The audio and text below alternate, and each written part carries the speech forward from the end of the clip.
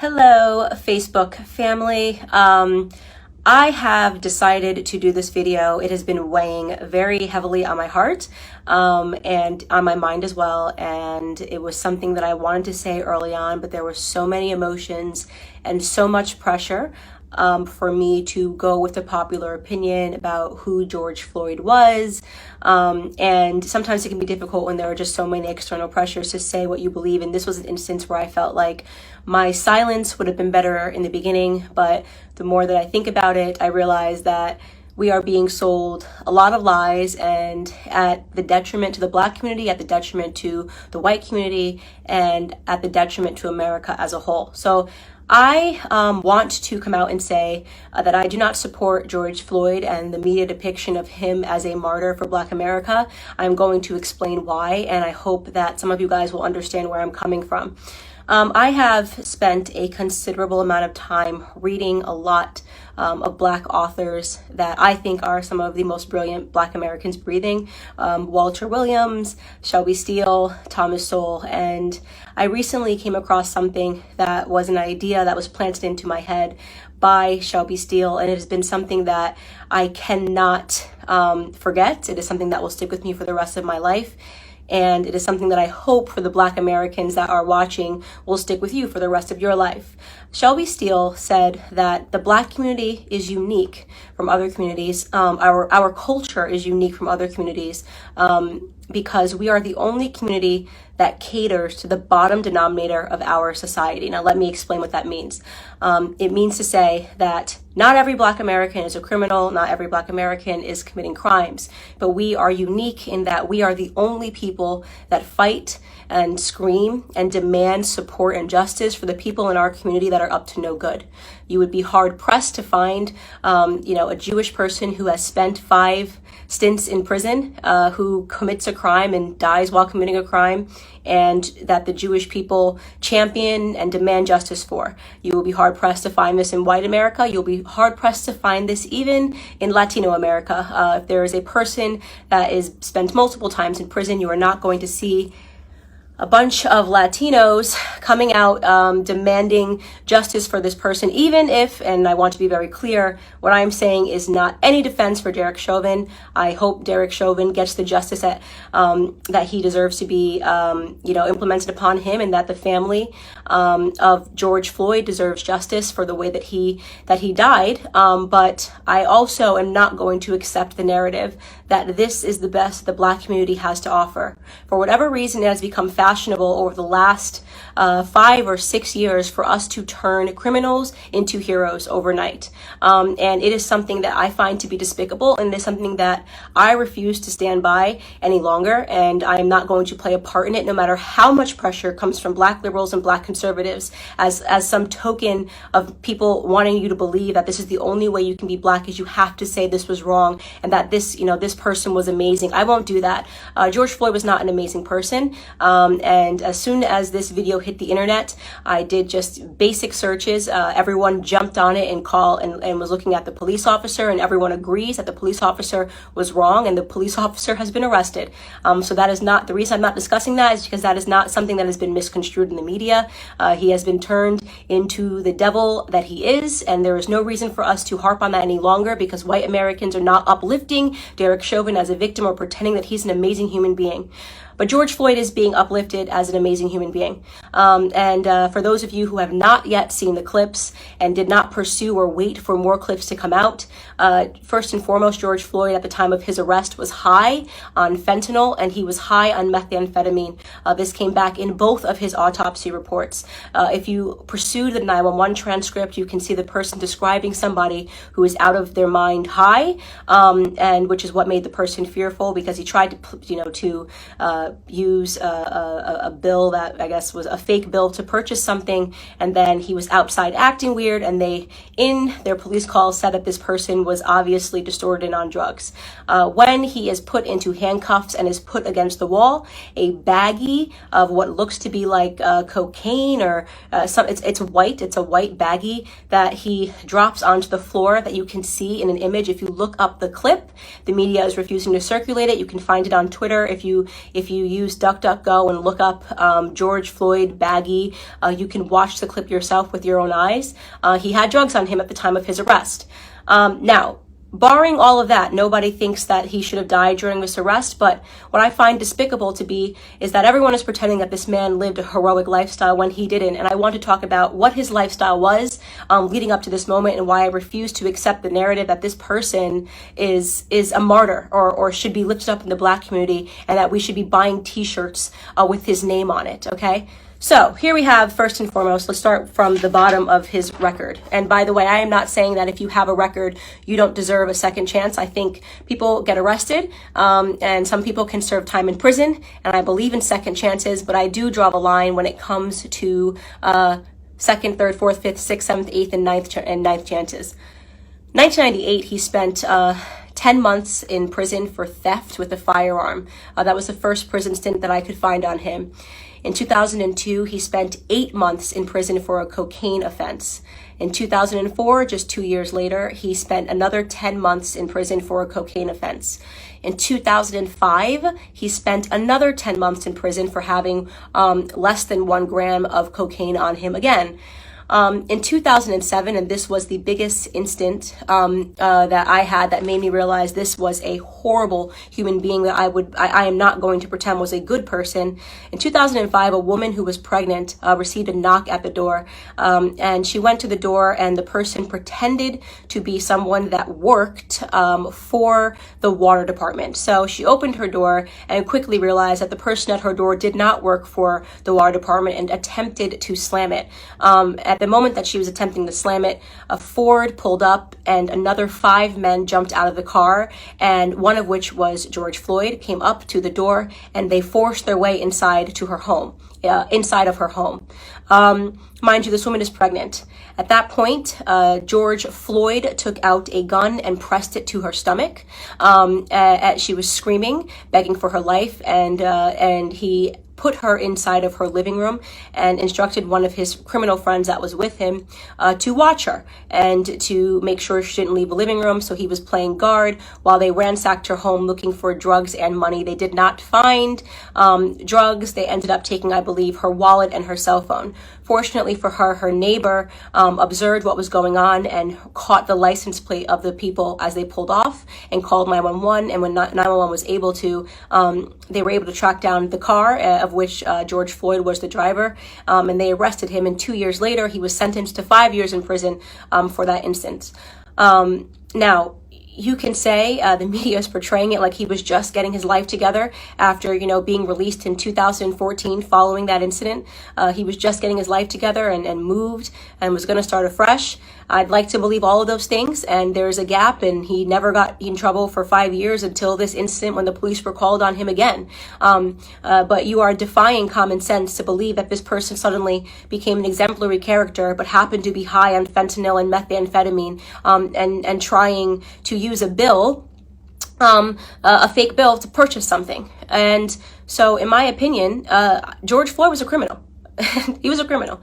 And just because he was a criminal doesn't mean he deserved to die at the knee of a police officer. But it does mean that I am not going to play a part of the broken Black culture that always wants to martyr criminals, who wants to pretend they were these upstanding human beings that just wanted to help society, that just wanted to reach out and uplift society. And he has a rap sheet that is long, that is dangerous. He was an example of a violent criminal his entire life. Okay, up until the very last moment. Now, again, I want to be clear. This is not a defense for Derek Chauvin. No one that I have spoken to, no one in the news is defending Derek Chauvin. He is getting what he has coming to him. Okay, great. But why are we pretending that this criminal should be upheld as a citizen, as a martyr in Black America? A martyr for a fake narrative, by the way. Police brutality, racially motivated police brutality is a myth. Okay, so let's get into that. Not only are we using this death, right, and allowing it to cause these riots and protests, pretending this was some upstanding citizen in the Black community who was tackled down and killed for no reason, right? Not only are we allowing it to inspire riots in which Black people are dying, in which actual upstanding Black citizens are dying. Case in point, I'm sure you guys have all now seen David, the sheriff that just was shot and killed because he was trying to protect a pawn shop. Please look him up if you haven't seen it. I'm blanking on his last name. His first name is David, who was shot and killed for trying to protect a pawn shop from looters, an upstanding citizen, an actual head of he was the head of a police his entire life, 77 years old, did everything right? So we now have to kill upstanding Black citizens because a non-upstanding Black citizen, a career Black criminal, died. Now, did he deserve to die in that manner? No. I can't say it enough. No, he didn't deserve to die in that manner. But I will be damned if the rest of us upstanding Black citizens have to suffer because of this incident that rarely ever happens in America. So here are some numbers for you people that are still believing that police brutality is a real, racially motivated police brutality is a real thing. First and foremost, okay, you have a 25% higher chance as a violent white criminal of dying at the hands of a police officer than you do as a Black criminal. Last year, a total of 9 unarmed black men were killed by police officers and 19 white men were killed by police officers. For those of you that aren't good at mathematics, right, you might be thinking, oh, but Candace, white people represent 60% of the population and Black people represent just 13% of the population. It doesn't matter what percentage of the population you represent. It matters what percentage of the violent criminal community you represent. And unfortunately, Black community commits a disproportionate amount of crimes compared to the white community. Let me tell you, 6% of the population, right, Black men, 6% of the population account for 44% of all murders in this country, according to 2018 statistics. That is what you call a gap. And yet white people who represent 60% of the population, we represent 13, Black men are 6%, only represent 50% of all the murders, right? That makes no sense. That makes no sense. A 6-point variation in a community where we are extreme minorities. We commit 50% of all violent offenses, evenly split, and we're only 13% of the population, okay? So we have a lot more encounters with police officers. And don't say the police officers are coming around because we're Black. I'm talking about violent criminals. I'm talking about murder, 44% of murders, okay? You want to talk about real statistics? The police officers have way more to be fearful of in the Black community than the other way around, okay? We commit, on average, a police officer is 18 and a half times more likely to be killed by a Black person than the other way around. Okay, so this entire narrative is complete smoke and mirrors. It's all made up. It's just election fodder. It's white versus Black because it's an election year, not because Black Americans are suffering at the hands of police officers more than white Americans. Do some police officers do the wrong thing? Yes. I don't think there's anybody in the world who has not encountered a police officer and thought this person is an absolute jerk who is power tripping, whether you are Black or white. We know they exist. And we know they're always going to exist, by the way, because they're human beings. And sometimes human beings suck. In fact, if you want to attack a community for accidental slayings or brutality, did you know that doctors accidentally kill 250,000 people every year because of mistakes? Did you know that there's been doctors that have been arrested for being serial killers that just were killing people because they wanted to? Do we protest and boycott doctors? Do we assume all doctors are horrible human beings because some doctors are? Or do we realize that society is not perfectible? People suck in every profession. It is no excuse to paint society with a broad brush. It is certainly no excuse to accept a Democrat narrative, okay, that Black people are being disproportionately hunted down by police officers because of the color of their skin. You want to know the best way to avoid not being brutalized by a police officer is to limit the amount of encounters you need to have with them, especially when it comes to violent crimes. Okay? I am not going to stand for this continual bottom-feeding narrative of us martyring people that have had 5, 6, 7 stints in prison and then pretending they were upstanding heroes to our community. It's bullshit. It's bullshit. Excuse my language. It's absolute bullshit. And I'm tired of it. I'm tired of having to play pretend. I'm tired of sitting here and being called a coon or an Uncle Tom because I won't play this bottom feeding game with you. If you want to hang up posters of criminals on your wall and talk about them as your martyrs, do it. Do it. You can do it. Kobe Bryant was my idol, okay? I'll keep a photo of Kobe Bryant. You can keep one of George Floyd and pretend he was an upstanding human being that just once or twice put a gun across a pregnant woman's belly. Could you imagine that woman right now? That black woman, by the way, right? Watching everybody pretend this person was an upstanding human being who just at the age of 42 and 5 prison stints was going to get his life together. I mean, it's embarrassing. We are embarrassing in that regard, right? This is why we have a cycle and a toxic culture, because nobody wants to tell the truth in Black America. It's so easy to be a victim. It's so easy to ask white people to bow down and apologize and do all these things for us. It's crap. It's crap. It's a lie. It's a farce.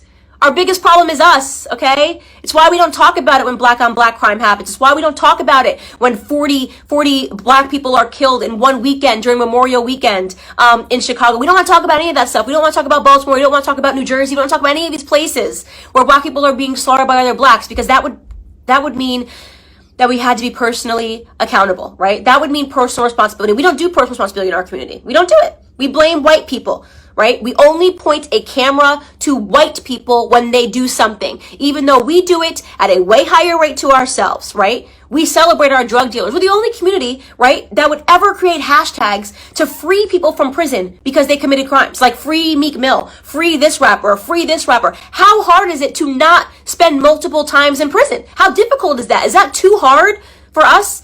Is that way too high of a mountain for us to scale, to do the right thing, to be upstanding citizens?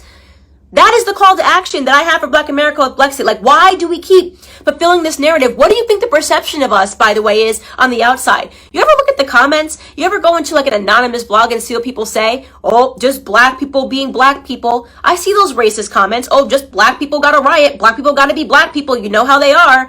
Oh, just black people being ignorant. That is the perception when people get to be anonymous and talk about us. That's what they think about us, right? They think that we are the kind of people that will forever uphold criminals as the martyrs of our society, that we will never take account for the things that we do wrong, right? That we don't have it within us to educate ourselves to get ahead. And that for those of us that actually do it, well, we get called coons, right? You got Condoleezza Rice, she's a coon. Larry Elder, he's a coon.